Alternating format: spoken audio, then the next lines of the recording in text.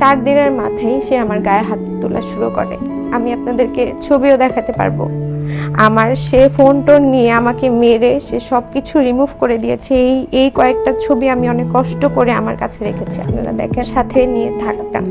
সে আমাকে মেরে টর্চার করে আমার টাকা পয়সা খেয়ে ভাইয়া বিভিন্নভাবে আমাকে সে তার প্রতারণার ফাঁদে ফেলে। ভাইয়া আমি বিয়ের আগে কোনোভাবেই সেটা বুঝতে পারিনি।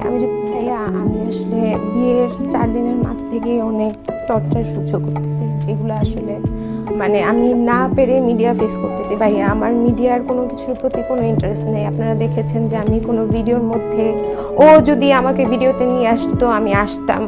এছাড়া আমার নিজের কোনো পার্সোনাল ভাইয়া কোনো অ্যাকাউন্টও নাই। আমার কোনো সোশ্যাল মিডিয়ার ভিউ দরকার নেই, আমার কিছু দরকার নেই ভাইয়া। আমি জাস্ট ওর মানে প্রিন্স মামুনের আসল পরিচয়টা আপনাদের সামনে তুলে ধরতে এসেছি, কারণ আমার পরে সে লায়লার সাথেও আমার আগে সেম কাহিনী করেছে, আমার পরে সে সেম আরেকটা মেয়ের সাথে সেম কাহিনী করবে। এই জন্য জাস্ট আমি তার রিয়েল পরিচয়টা তুলে ধরতে এসেছি। আমার কোনো কিছুই দরকার নেই। আমি ওর কাছে ধরেন কোনো ভিউ ব্যবসা আমার দরকার নেই, কোনো দেনমোহরের টাকা দরকার নেই, কোনো কিছুই আমার দরকার নেই। আমি জাস্ট ওর রিয়েল আচরণটা সবার সামনে ভাইয়া তুলে ধরতে চাই, যাতে আমার মতো নেক্সট যে সে টার্গেট করে মানুষকে প্রতারণার ফাঁদে ফেলে, সেরকম আরেকটা মেয়ে যাতে প্রতারণার ফাঁদে না পড়ে ভাইয়া। সো আমি খুব সাহস করে মিডিয়ার সামনে আসতে বাধ্য হয়েছি। আমাদের বিয়ে হয় ফেব্রুয়ারির 14 তারিখে। ফেব্রুয়ারির 14 তারিখে ভাইয়া 4 দিনের মাথায় সে আমার গায়ে হাত তোলা শুরু করে। আমি আপনাদেরকে ছবিও দেখাতে পারবো। আমার সে ফোন টোন নিয়ে আমাকে মেরে সে সবকিছু রিমুভ করে দিয়েছে। এই কয়েকটা ছবি আমি আমাকে মেরে টর্চার করে আমার টাকা পয়সা খেয়ে ভাইয়া বিভিন্নভাবে আমাকে সে তার প্রতারণার ফাঁদে ফেলে। ভাইয়া আমি বিয়ের আগে কোনোভাবেই সেটা বুঝতে পারিনি। আমি যদি বুঝতে পারতাম তাহলে আজকে আমার এই অবস্থা হতো না।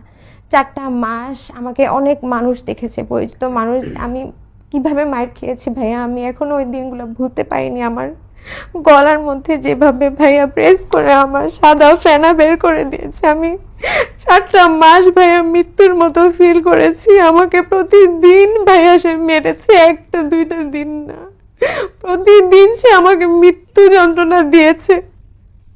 সে যখনই তার টাকার প্রয়োজন হতো তখনই সে বিভিন্নভাবে সে একটা এডিক্টেড, সে একটা ইয়াবাখোর। তার সাথে আমার সম্পর্ক শুরুর কিছুদিন পর থেকে আমি জানতে পারি সে বিভিন্ন মেয়ের সাথে নোংরামি নষ্টামি করে বেড়ায়। তখন আমি তার সাথে সম্পর্ক শেষ করে দিই। সে আমাকে সৌদি আরবে যে আমার কাছে ভিডিও আছে, আমাকে গিয়ে ওখানে ক্ষমা চাইছে যে আল্লাহর ঘরে আসলে তো আল্লাহও ক্ষমা করে দেয়, তুমি আমাকে ক্ষমা করে দাও। আমি তাকে বিভিন্ন মেয়ের সাথে ধরি যে সে আমার সম্পর্ক থাকা অবস্থায়ও তার বাসায় বিভিন্ন মেয়ে নেশা করতেছে, মেয়েদের সাথে ফিজিক্যালি ইনভলভ হচ্ছে। আমি এগুলা জানার পরে তার সাথে সম্পর্ক শেষ করে দিই, কারণ তার সাথে সম্পর্ক শুরুতে আমি আমার ফ্রেন্ড সার্কেল হারিয়েছি। আপনারা তো জানেন তাকে সমাজের মানুষ কেউই নর্মালি অ্যাকসেপ্ট করে না। সে অনেক ম্যানিপুলেট করে, সে বলে মানুষ তাকে ম্যানিপুলেট করে, কিন্তু আসল ম্যানিপুলেট সে করে। সে আমাকে ম্যানিপুলেট করতে করতে করতে করতে ভাই আজকে আমি নিঃস্ব হয়েছি। আমার ব্যাংক অ্যাকাউন্ট খালি করেছে, আমার ফ্যামিলির সাথে আমার ডিটাচ হয়েছে, আমার ফ্রেন্ড সার্কেল কেউ আত্মীয় স্বজন কেউ আমার সাথে নেই।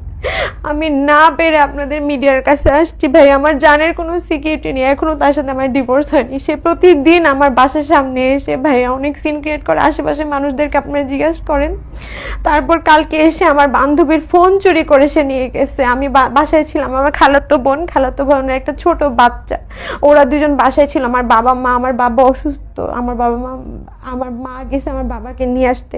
তো ওইখানে সে এই সুযোগ পেয়ে আমাকে বাসায়, আমার কেউ ছিল না বাসায়, সে আমার বান্ধবী আমার বাসায় বেড়াতে আসছে। আমি ওকে নিয়ে একটু বাজারে গেছি, আমার বাবা মা বাসায় নেই, কারণ আমি তো সেফ ফিল করতেছি না ভাইয়া। আমি বাসায় আমার কাজিনকে নিয়ে আসছি, কারণ সে তো যে কোনো মুহূর্তে আমাকে মেরে ফেলতে পারে ভাইয়া। সে আমাকে অনেক লাইফ থ্রেট দিচ্ছে, অনেক বেশি লাইফ থ্রেট দিচ্ছে। আমার জানের কোনো সিকিউরিটি নেই।